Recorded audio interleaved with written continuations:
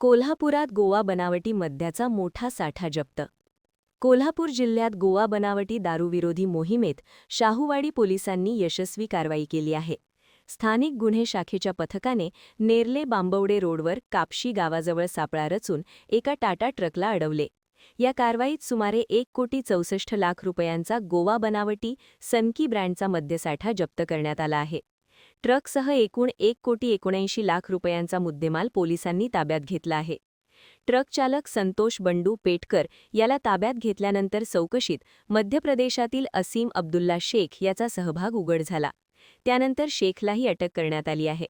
दोघांविरुद्ध महाराष्ट्र दारूबंदी कायद्यानुसार शाहूवाडी पोलीस ठाण्यात गुन्हा दाखल करण्यात आला आहे. स्थानिक गुन्हे शाखेचे पोलीस निरीक्षक सुशांत चव्हाण यांनी सांगितले की मिळालेल्या गुप्त माहितीनुसार सापळा रचून ही कारवाई करण्यात आली. सर्व मुद्देमाल जप्त करून दोघांना ताब्यात घेण्यात आले असून पुढील तपास सुरू आहे. गोवा राज्यातून कोल्हापूर मार्गे इतर राज्यांमध्ये गोवा बनावटीची दारू मोठ्या प्रमाणावर लपून छपून जात असते. याबाबत माननीय पोलीस अधीक्षक कोल्हापूर योगेश कुमार सर यांनी LCBच्या पथकांना आदेश दिलेले होते की अशी जी गोवा बनावटीची दारू वाहतूक होती त्याच्यावर पकडून कारवाई करण्यासंदर्भात आदेश दिलेले होते. तर त्या अनुषंगाने आपण LCBची विविध पथकं नेमलेली होती.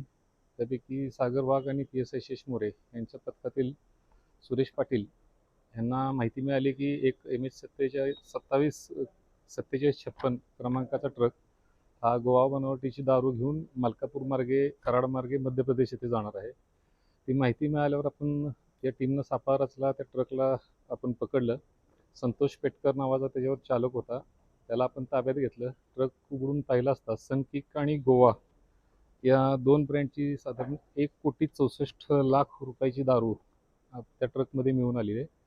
तसेच 15 लाखाचा ट्रक असा एकूण 1,79,00,000चा मुद्देमाल आपण जप्त केलेला आहे आणि शाहूवाडी पोलीस ठाणे येथे दारूबंदी कायद्यान्वये गुन्हा दाखल केलेला आहे. आता पुढील तपास करीत आहोत.